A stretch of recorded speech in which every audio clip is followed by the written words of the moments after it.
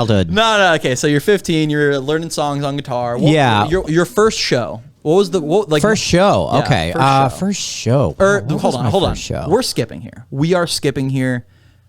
The first time you played guitar in front of someone else. That would have been after that summer, that first summer of playing guitar, picking it up, not putting it down. That's pretty much reality. Okay. Wake up, play guitar, eat a few meals, and that was my whole summer that summer. For the most part. You were completely obsessed with it. Completely and totally obsessed with it. Yeah. Were you singing during this time? Not with any ambition to do it in front of anyone. Okay. I mean, at this point, like, I was always raised, follow your dreams, pay your bills. So I had a practical mentality as a teenager, as practical as a teenager's mentality can be, which isn't very much, but I never had any ambition, nor did I ever think it was possible to make a living as a musician. That just wasn't, that was equivalent to being a professional, baseball player or something like that. It just wasn't going to happen. Not in reality. So strictly a hobby, strictly just something I enjoyed doing for the sake of enjoying it. That was it. End of that summer was my birthday. Mom and Dad went in and got me. I don't remember if they did it together. They never did anything together. And this is the summer when you're around 15, 16 years old. Yes. Right, okay. Turning 16. Got an electric guitar for Christmas, along with guitar lessons from a instructor who had a background in jazz. Because my favorite band was Incubus, and their guitarist had a background in jazz. Okay. So I was like, I want to play like that guy. I like that. So I got really lucky. I had an incredible instructor. He ended up teaching me, in his words, about 3 years worth of college level music theory over the course of 6 to 9 months. Wow. And I was lucky enough to be in the state of mind where I absorbed that information. Mm-hmm. Probably about a year after that was the first show. Okay. Well, it joined a band, and it sounds like around this time. I mean, what you're saying is that your parents got you this guitar. Your parents had this guy come in and teach you stuff. What it sounds like is that people were recognizing that this is more than a passion. This is like a purpose. Like this is something that you're completely obsessed with, and they support it. There were other things going on in my personal life that motivated my parents to be nice to me. Okay. My mom in particular. And again, for some reason, my brain's not letting me remember exactly whether or not that was a collaborative effort or if it was just on her side. I think it was just on her side of things. But either way, I can't speak to whether or not they recognized something or whatever. I think, realistically it was, I showed a passion and an interest in this thing. And she liked that I was into that thing, so she supported it. And like I said, I got lucky. I had a great instructor. Mm-hmm. So a year later, you joined a band.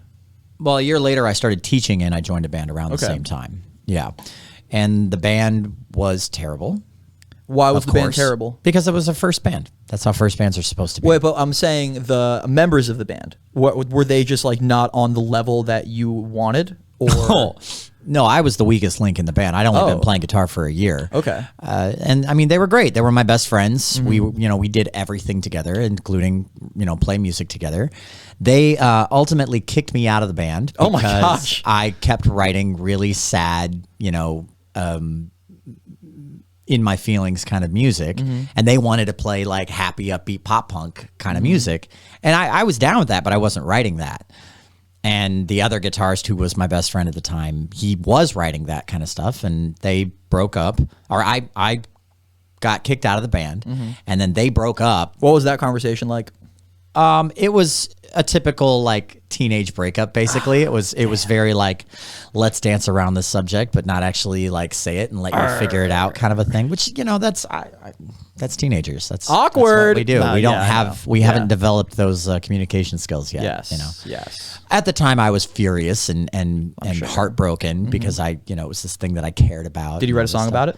I'm sure I did. Yeah. I don't remember what happened to it or what it wasn't any good if I did. Yeah.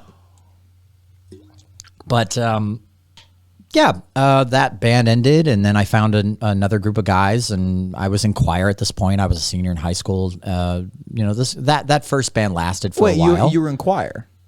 Yeah, my only year in choir was my senior year in high school, and I tried out as a joke because my skater friends dared me to do it. Really? But you stuck with it for a year? Well, I got in, and they put me in the highest choir you can get into without specifically rehearsing or without specifically auditioning, because you had to audition for choir. That was the thing. You had to audition.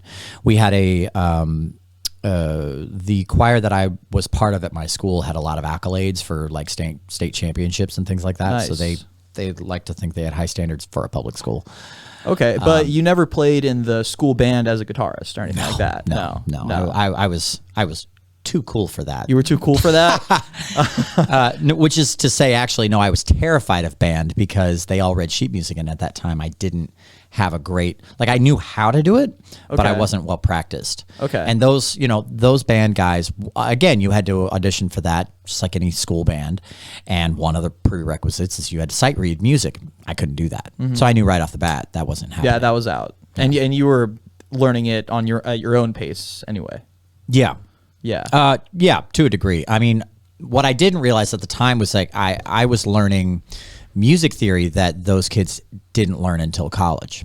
Really? Okay. Yeah, because my teacher had a master's degree I think he had a master's degree in like jazz theory and performance.